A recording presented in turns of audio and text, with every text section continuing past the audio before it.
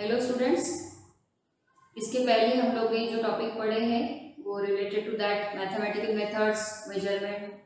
और अभी आज हम नया टॉपिक शुरू करने जा रहे हैं। एक्चुअली वो जो टॉपिक है वो मोशन इन 2 डायमेंशन आपके 11th के इसमें मोशन इन 2 डायमेंशन नाम से मिलेगा या मोशन इन ए प्लेन नाम से मिलेगा। तो 12th में यही टॉपिक हम कंटिन्यू करेंगे रोटेशनल डायनामिक्स नाम से। तो उसी के कंसेप्ट, रोटेशनल डायनामिक्स के ही कंसेप्ट अभी हम सीखने जा रहे हैं।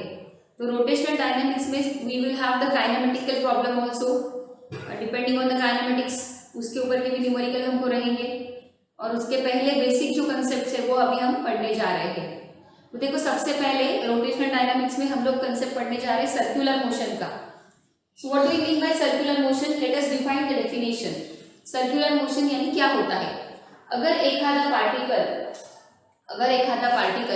सर्कल के सरकमफेरेंस के अलोंग घूमता है, अगर एक आधा पार्टिकल सर्कल के सरकमफेरेंस के अलोंग घूमता है तो तब हम कहते हैं कि पार्टिकल सर्कुलर मोशन परफॉर्म कर रहा है।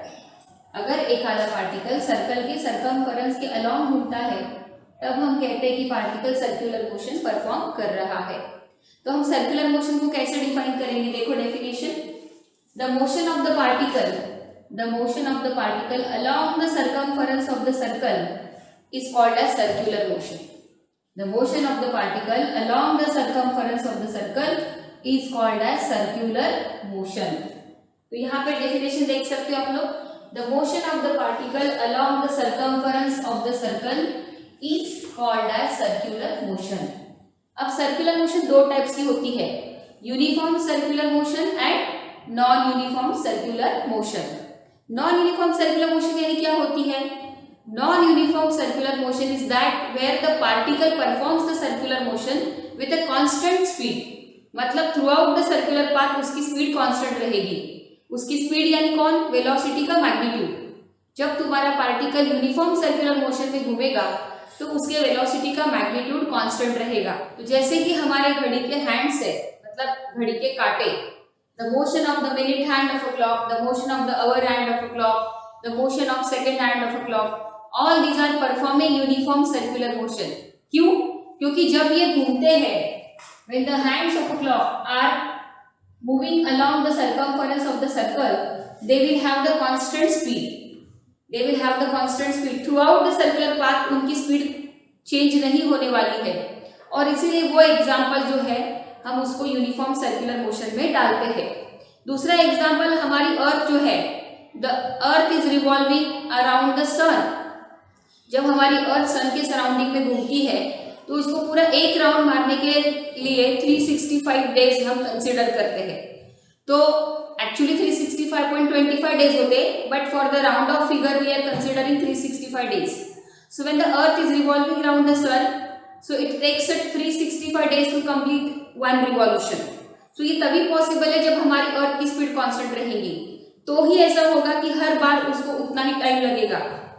अज्यूम करिए कि अगर हमारे अर्थ की स्पीड कांस्टेंट नहीं होती तो हर बार वो एक रिवॉल्यूशन खत्म करने के लिए अलग अलग टाइम लेती थी, लेकिन हमने कभी ऐसा देखा नहीं है।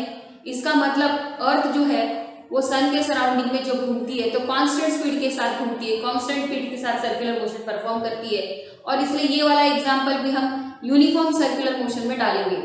नेक्स्ट एग्जाम्पल हम लेते हैं मोशन ऑफ द मून।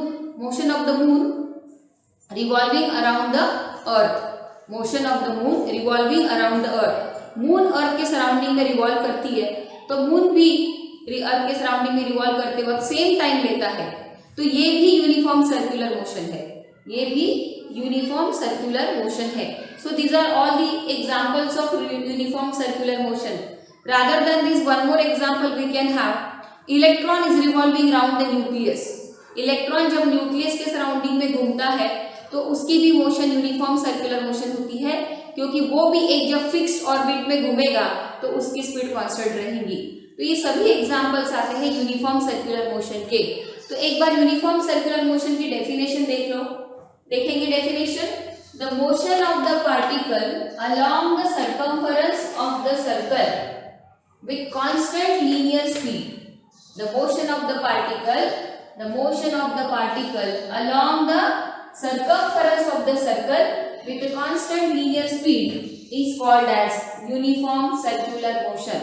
बाद में हम यूनिफॉर्म सर्कुलर मोशन और नॉन यूनिफॉर्म सर्कुलर मोशन में बहुत सारे पॉइंट्स डिस्कस करने वाले हैं, डिस्टिंग्विशिंग पॉइंट की कौन सी मोशन एक्सीलरेटेड है, कौन सी नॉन एक्सीलरेटेड, सभी डिस्कस करेंगे। फिलहाल हम अभी बेसिक से शुरू करते हैं। तो इसमें एग्जांपल देखो, motion of the particle along the circumference of the circle with constant linear speed is called as uniform circular motion. तो फिर नॉन यूनिफॉर्म सर्कुलर मोशन की डेफिनेशन क्या आती है?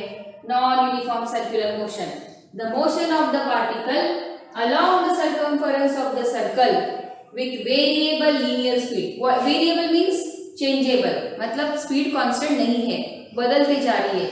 The motion of the particle along the circumference of the circle with variable linear speed is called as non-uniform circular motion. The motion of the particle along the circumference of the circle with variable linear speed is called as non-uniform circular motion. मतलब speed बदलते रहती है। तो इसमें example आप देख सकते हो, motion of the blades of the fan of a wind mill. Wind mill यानी पवन चक्की, उसके जब ब्लेड्स घूमते हैं तो हवा के झोंके के साथ घूमते हैं, तो हर बार आने वाला हवा का जो फोर्स होता है वो एक सरी का नहीं होता, जिसकी वजह से विंड मिल की जो ब्लेड्स घूमेंगे वो भी एक समान स्पीड के साथ नहीं घूमेंगे, और इसीलिए वो स्पीड जो है वो उनकी फ्लक्चुएटिंग रहेगी। सर्कल में घूमते वक्त उस विंड मिल के फैन की जो ब्लेड्स की स्पीड रहेगी वो फ्लक्चुएटिंग रहेगी, और इसीलिए हम उसको नॉन यूनिफॉर्म सर्कुलर मोशन में डालेंगे। दूसरा एग्जाम्पल आप देख सकते हो, स्विचिंग ऑन और switching off motion of the blades of a fan. Switching on और switching off motion of the blades of a fan, मतलब पंखा जब शुरू होता है, पावर कट ऑफ कर देते हो तब यानी स्विचिंग ऑफ मोशन, और पावर ऑन कर देते हो तब यानी switching on motion.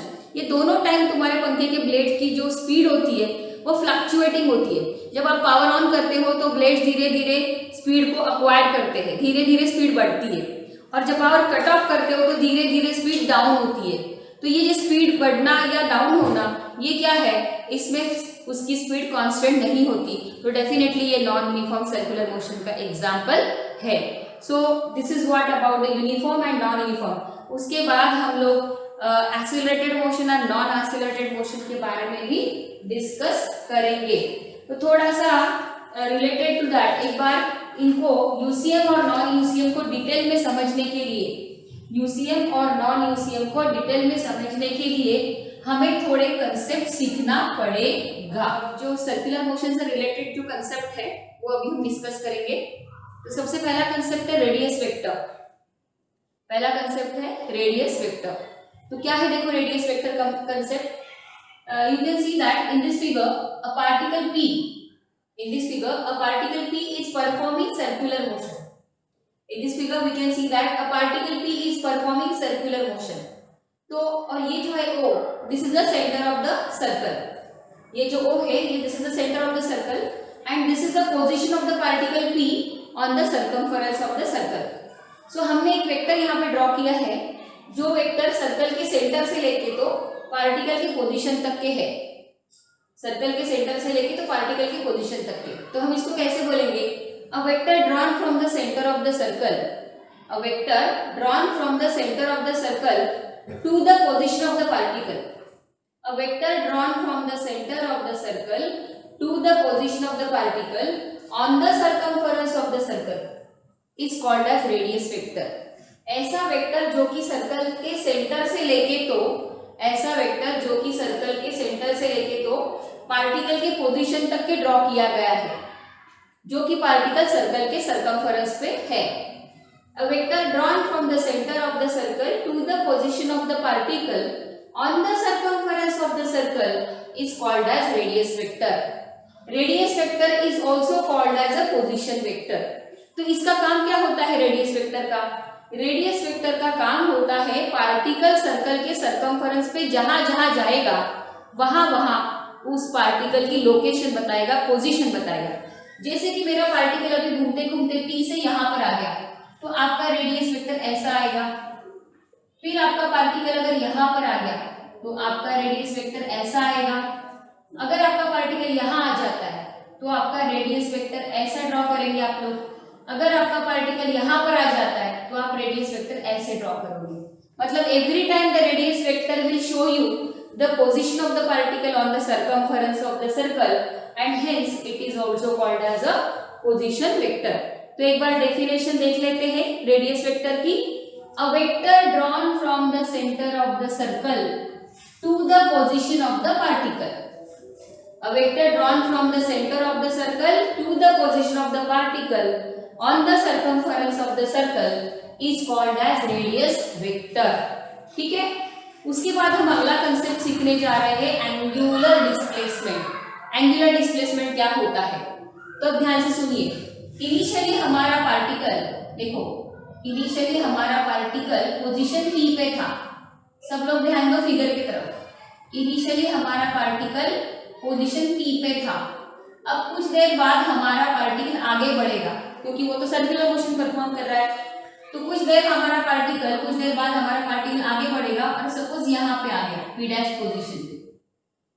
After time interval delta t suppose particle moves from P to P dash, तो अभी हम रेडियस वेक्टर यहाँ पर ड्रॉ करेंगे। तो इस दरमियान in time interval delta t हमारा पार्टिकल P से P डैश पहुंचा, P से P डैश पे पहुंचा, तो इस दरमियान हमारे रेडियस वेक्टर ने सर्कल के सेंटर पर कुछ ना कुछ एंगल कवर किया है। Some angle is covered, listen carefully, some angle is covered by our radius vector during this time interval delta t। Some angle is covered by our radius vector during this time interval delta t eight the centre of the circle. And वो जो angle हमारे radius vector ने cover किया है उसको बोलते हैं angular displacement. तो देखो डेफिनेशन क्या आती है एंगुलर डिस्प्लेसमेंट की। The angle described by the radius vector in a given time, the angle described by the radius vector in a given time at the centre of the circle is called as angular displacement. मतलब हमारे radius vector ने circle के centre पे एक particular time interval में जो angle cover किया है उस एंगल को एंगुलर डिस्प्लेसमेंट कहते हैं। द एंगल, ये देखो, the angle described by the radius vector, the angle described by the radius vector in a given time at the centre of the circle is called as angular displacement. हमारे radius vector ने एक particular time interval में circle के centre पर जो angle cover किया है उसको एंगुलर डिस्प्लेसमेंट कहते हैं। Angular displacement is measured in terms of radian. Angular displacement ये रेडियन में मेजर करते हैं। Angular displacement is measured in terms of radian. Angular displacement ये रेडियन के फॉर्म में मेजर करते हैं। तो एंगुलर डिस्प्लेसमेंट ये जो है, if it is very very small, if the angular displacement is very very small then it is denoted by the symbol del theta। if the angular displacement is very very small then it is denoted by the symbol del theta and that del theta is a small infinitesimally very small angular displacement। मतलब अगर time interval काफी छोटा होगा तो हमारे radius vector में cover करा हुआ एंगल भी काफी छोटा होगा, तो उस वक्त उस स्मॉल एंगुलर डिस्प्लेसमेंट को डेल थीटा सिंबल से डिनोट करते हैं। और ये डेल थीटा सिंबल यानी ये जब एंगुलर डिस्प्लेसमेंट बहुत छोटा होता है तब उसको कहते हैं infinitesimally very very small. So if the angular displacement is infinitesimally very very small then it is a vector, but when it is finite मतलब काफी ज्यादा होता है, मेजरेबल होता है, then it is not vector because at that moment it will not follow the vector algebraic rule। मतलब जब तुम्हारा एंगुलर डिस्प्लेसमेंट काफी छोटा होता है तब वो वेक्टर के रूल फॉलो करता है, उस वक्त वो वेक्टर कहलाता है। लेकिन जब वो फाइनाइट बन जाता है तब वो वेक्टर के रूल को फॉलो नहीं करता, उस वक्त वो वेक्टर नहीं होता है। ठीक है, तो एंगुलर डिस्प्लेसमेंट का ये कंडीशन है। If the angular displacement is very very infinitesimally very small then it is a vector, otherwise it is not vector. Okay, ठीक है.